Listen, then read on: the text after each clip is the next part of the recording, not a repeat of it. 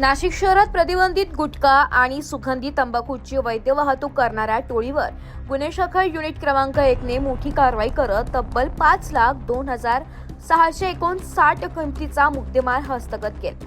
या कारवाईत महिंद्रा जीटो प्लस मालवाहू वाहनासह तिघांना ताब्यात घेण्यात आलं असून गुजरातमधून गुटखा आणून नाशिकमध्ये विक्री करण्याचा प्रकार उघडकीस आलाय. पोलीस आयुक्त संदीप कर्णिक, पोलीस उपायुक्त गुन्हे शाखा किरणकुमार चव्हाण आणि सहाय्यक पोलीस आयुक्त संदीप मेटके यांच्या मार्गदर्शनाखाली गुन्हे शाखेचे वरिष्ठ पोलीस निरीक्षक डॉक्टर अंचल मुदगल यांनी मिळालेल्या गुप्त माहितीच्या आधारे ही कारवाई केली आहे.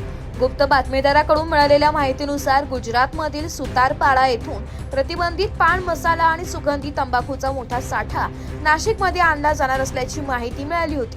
त्यानुसार पोलिसांनी Pandit colony V N Naik college मार्गावरील ठक्कर रेट परिसरात सापळा रचला. पहाटे 3:30 सुमारास MH42 AQ 6729 क्रमांकाचे महिंद्रा जीटो प्लस वाहन अडवून तपासणी केली असता वाहनात मोठ्या प्रमाणात प्रतिबंधित गुटखा आढळून आला.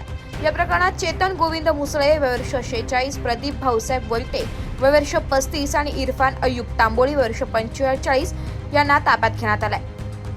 चौकशीत हा माल गुजरातमधील एका व्यापाऱ्याकडून आणल्याचं समोर आलंय. तसेच नाशिकमध्ये भागीदारीत हा अवैध व्यवसाय चालवला जात असल्याची माहितीही पोलिसांना मिळाली आहे.